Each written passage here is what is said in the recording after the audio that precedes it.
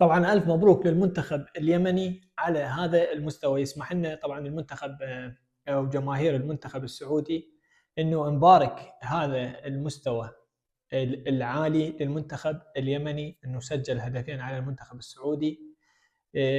ولكن عتب عليه أنه كان يكمل ويفوز الانتصار الأول له في كأس الخليج.